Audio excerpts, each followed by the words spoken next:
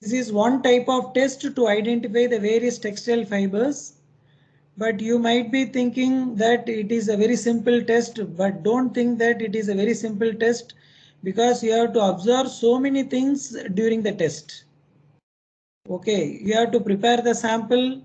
Then after the preparation of the sample, you have to take the sample and slightly you have to move slowly towards the flame. Then you have to observe whether the fiber is catching fire immediately before getting to the flame. Then while burning also, what will be the color of the flame, whether the color is blue color or red color or orange color, what will be the color of the flame at the tip of the fiber or at the other end of the fiber. So you have to observe all these things while doing the test, because the characteristics vary from fiber to fiber. So now we will discuss one by one. So to identify the fibers by burning test, the sample should be moved slowly towards the flame. Okay. So please look at the right side of your slide. So the sample has been prepared. So what you have to do, you have to move slowly towards the flame. That is, you have to approach slowly towards the flame. Then you have to observe the things. The burning rate, the burning characteristics, you have to observe after it has been removed from the flame. Okay, there are two things you have to observe. One is what will happen while the fiber is moving towards the flame. Similarly, while the fiber is taken away from the flame, whether the flame is self-extinguished or still the flame is propagating. So the fibers can be identified by means of observations only.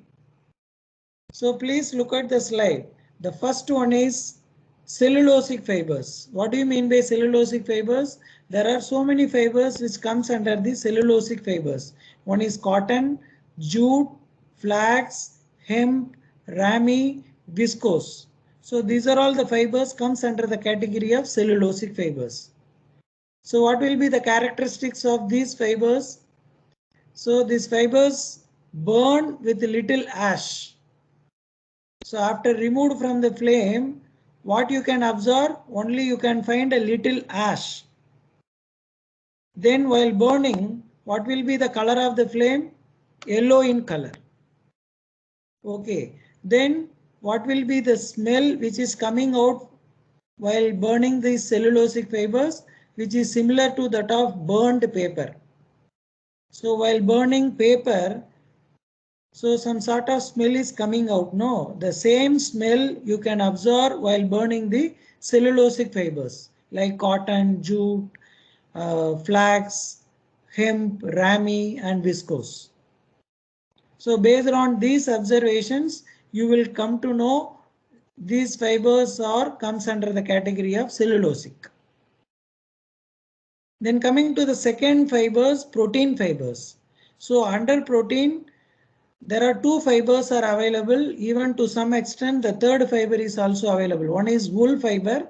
The second one is silk fiber. The third one is casein fiber. Casein is nothing but your milk fiber. The fiber is produced out of milk, cow milk. Okay. But nowadays this fiber is banned due to so many reasons. So now let us see wool fiber. So what will be the burning characteristics? It burns slowly. Even when it is moving towards the flame, what you can observe, the fiber, wool fiber, it burns very slowly with slight sizzle and cheese flaming when the fiber is withdrawn. Okay, when you are taken away from the flame, what will happen? The fiber is getting self-extinguished. Self-extinguished means the fire will not propagate. Immediately the fire will switch it off.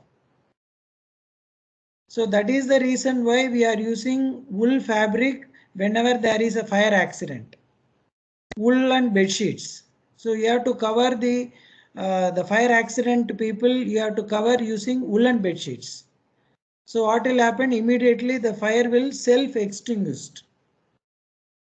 The main important property here is there is a terminology called limiting oxygen index. So it is very much important for each and every fiber, not only fiber, even you can take all the substances available in the world. The limiting oxygen index. If a substance is having more than 25, that is LOI value, limiting oxygen index value is more than 25, those substances will not catch fire readily. So please make a note of it, because sometimes, unfortunately, I am telling, okay, there may be a fire accident may takes place in your home means, so you have to take this type of preventive measures, or whenever there is a fire accident, then you have to take the woolen bed sheets to cover the things or to cover the people, because this will protect the people as well as the things from the fire, because it will self extinguish the fire. Okay, because these things you have to take care. Then while burning this wool fiber, what will be the color? The color of the flame is yellow orange with blue color. Okay, there are so many colors you may observe while burning this wool fiber. You may observe yellow color, orange color, even blue color. So this color also you may observe even day-to-day life also. While your mother or your sister is cooking using LPG cylinders, no. So you will come across this type of flame. At the starting of the flame, some color will be there. Then at the middle of the flame, some color will be there. At the tip of the flame, some color will be there. Okay, these things you might be observed even your day-to-day life in your home. If you are not observed these things, please from tomorrow onwards you can observe these things in your home itself. Okay, so these are all some of the color changes takes place while burning certain fibers.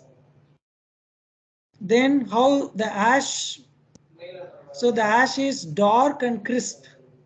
So what will be the color of the ash? It is dark in color. Then how your ash will be? It is crispy in nature. Okay, the ash is crispy in nature.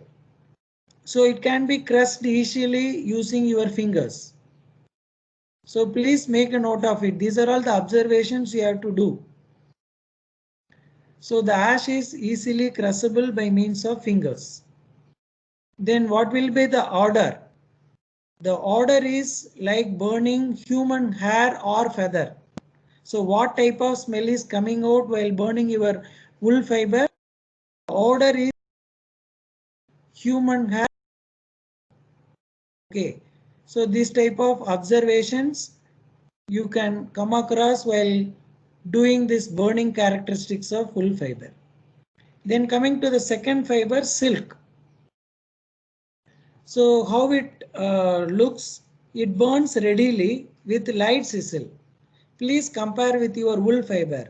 Your wool fiber burns slowly with slight sizzle, whereas your silk fiber, it burns readily with slight sizzle. Then the color of the flame is orange yellow color. Okay, then you can observe some smoke is also coming out while burning the silk fiber. Blue grayish smoke. But this type of smoke will not come out while burning wool as well as the cellulosic fibers. So you may distinguish easily the silk fiber from the other fibers. Suppose if you observe some smoke, the color of the smoke is blue grayish, then you will come to know the fiber is silk. Okay. Then coming to the smell, okay, the odor. So what will be the smell? It is also similar to the burning human hair. So there is no much difference between the smell with respect to the wool fiber as well as with the silk fiber, because these two fibers are comes under protein. Even our human hair is also contains protein, keratin.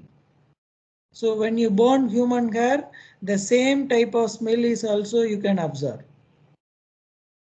Then coming to the third fiber, milk fiber, or you can call it as it is a casein fiber. So on exposure to flame, what will happen? The fiber swells, then burns, then finally it becomes char. While burning, what will be the color? The color of the flame is yellow color. Then you can observe a gray color smoke is also coming out while burning the milk fiber. The odor is like burning milk. So this smell is also you will come across your day-to-day life. See, while cooking or while boiling milk, sometimes the milk will overflow in your bowl. So when it touches with the flame, some type of smell will be coming out from the milk, no. So the same type of smell you can observe while burning this silk casein fiber, or you can call it as milk fiber. Okay, so these are all the experiments you can do it in your home itself, because you have candle, or you can have LPG gas cylinder no in your home. So you can prepare some very small samples, cotton, wool, silk and milk. Then you can do these type of simple experiments in your home. Then you can observe all these type of observations. Then you can differentiate which fiber is it, whether it is a wool fiber, silk fiber, or cotton fiber, or viscose fiber. Okay. Then coming to the next fiber is acetate fiber. So if you look at the burning characteristics, the sample fuses with yellow. Okay, yellow color. Some blue color is also appearing, which is at the base of the flame. So this fiber melts. Okay, so this melting characteristics you may not observe all the above said fibers like wool, silk, milk and cellulosic fibers. Those fibers does not melt. But if you take acetate fiber, it melts. Then after the melt, what will be happening? The ash is very hard in nature. So you may not able to crush by means of your fingers. The ash is very hard in nature. Okay, it is very difficult to crush by means of fingers. So the color, the odor is like a vinegar smell. Okay, so if you come across a vinegar smell, so this type of smell is coming out from the acetate fiber. Then coming to the next fiber is nylon. The sample fuses and shrinks away from the flame. So if you take the synthetic fibers like nylon, polyester, polypropylene, then polyethylene, so these fibers are having melting point. But when you are try to identify using this burning test, so some difference will be there. What type of difference? Some fibers will start shrinks and then it will start catching fire.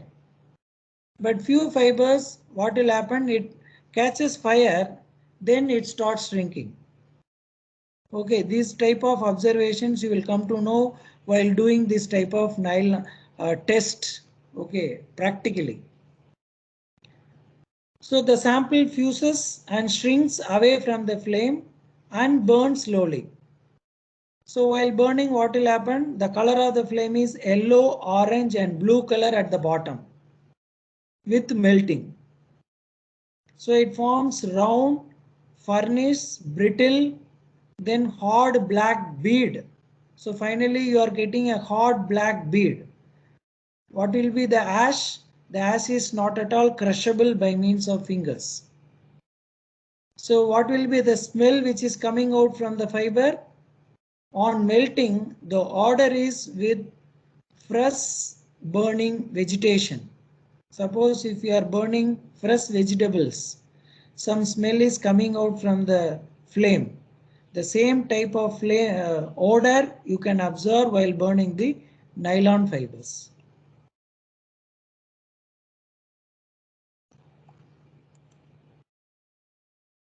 So next we will discuss the polyester fiber. So if you look at the slide, the fiber softens, melts with yellow orange color. Please look at the right side of the figure. So what is the color of the flame? It is yellow orange in color. Similarly, you can observe some black color smoke is coming out from the fiber while burning the polyester fiber. See, please look at the slide. You can observe the things. See, the color of the flame is yellow orange in color and a black color smoke is coming out from the fiber. Then what will be the smell? Some sweet smell. Don't think that sweet is like laddu or jangari. Here I am telling sweet is like sweet smell means pleasant smell. Okay, then aromatic odor. So this fiber shrinks away from the flame. It forms irregular and hot bead. So finally how the ash will looks, it is a very hard in nature. It may not be able to crush by means of finger.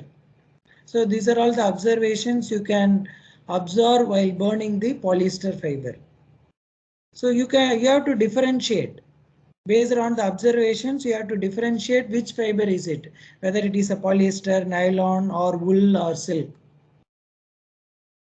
So coming to the next one, acrylic fiber. So the sample fuses and shrinks away from the flame, then melts and burns vigorously. So please look at the difference. The sample fuses and shrinks away from the flame, then this fiber melts and burns vigorously. Then finally you will end up with a hard brittle residue. Okay, so most of the man-made fibers are having very hard residue. The ash will not be able to crush by means of fingers because all synthetic fibers are having melting point. So once it attains its melting point, finally you will get a hard brittle residue only. So those residues may not be able to crush by means of fingers. So next, the final fiber is glass fiber. So the solubility test is a confirmatory test to identify the exact textile fibers. Okay. So the solubility of a fiber in a particular chemical reagent is a means of identification. The fiber can be placed in a chemical in the sense soluble. Okay. So you have to prepare the chemical or the solvent. In a simple term, I would say it is a solvent. Okay, solvent. At a particular temperature, so the fiber will dissolve at a particular solvent, at a particular temperature and particular duration. So based on so please look at the table how you have to perform this solubility test. So you have to prepare the sample should be prepared. Then you have to prepare the solvent. Okay. So after the preparation of solvent and the sample, then you have to perform the solubility test, or you can call it as chemical test. So each and every fiber has its own solvent. Okay. If you take cellulosic fiber, it will dissolve 75% of sulfuric acid at a particular temperature. So please look at the figure, then you will come to know the differentiate. So if you want to identify the wool fiber and the silk fiber, so both these fibers in sodium hypochlorite solution at a concentration of 5% chlorine, you have to maintain 25 degrees Celsius. 25 degree means our room temperature only. So this fiber, both the fiber will dissolve in a particular this sodium hypochlorite solvent. So if you want to differentiate wool and silk, then you have to perform the second test. So you have to use 70% of sulfuric acid. In 70% of sulfuric acid, what will happen? The silk fiber will start dissolving, whereas your wool fiber will not dissolve. Then you will come to know if it dissolve, the fiber is silk.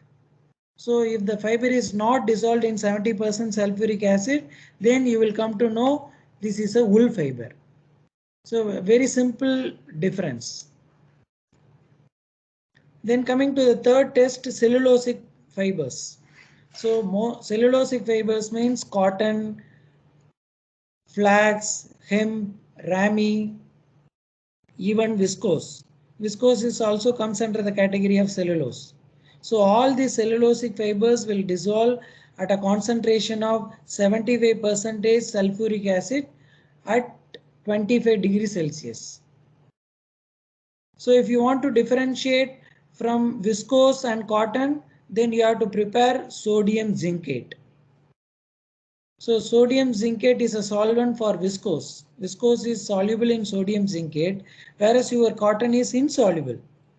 Then you can easily differentiate the fiber which is given to you, whether it is a cotton or viscose, only while performing the sodium zincate test. So if the fiber is soluble, then you will come to know the given fiber is viscose. So if it is not soluble, then the given fiber is cotton. Then coming to the fifth one, you can identify acetate and triacetate. So these two fibers are soluble in glacial acetic acid at 25 degrees Celsius. Similarly, these two fibers are also soluble in cold acetone. Cold acetone means below the room temperature you have to maintain while performing this solubility test. At a temperature of 20 degrees Celsius or 15 degrees Celsius you have to maintain. So these two fibers are soluble in glacial acetic acid as well as in cold acetone. Suppose I want to differentiate acetate and triacetate. So what you have to do? So you have to prepare methylene chloride solution. So if the fiber is soluble, then you will come to know the given fiber is triacetate. If the fiber is not soluble in methylene chloride, so then you will come to know the given fiber is acetate. So this is how you have to differentiate by means of the solvents.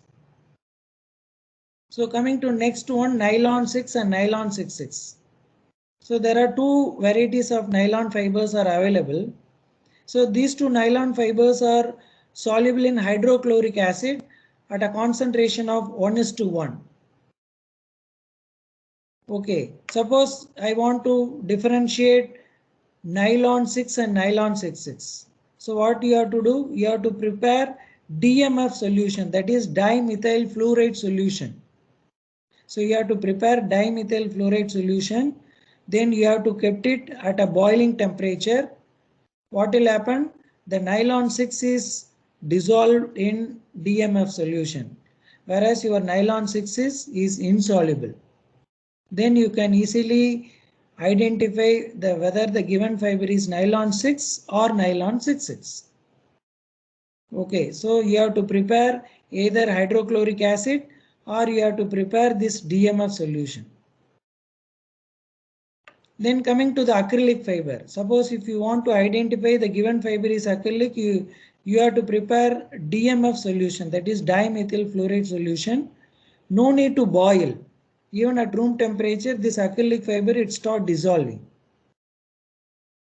Again, if you want to confirm one more time the given fiber is acrylic, yes, you can prepare ammonium thiocyanate solution at a concentration of 70%.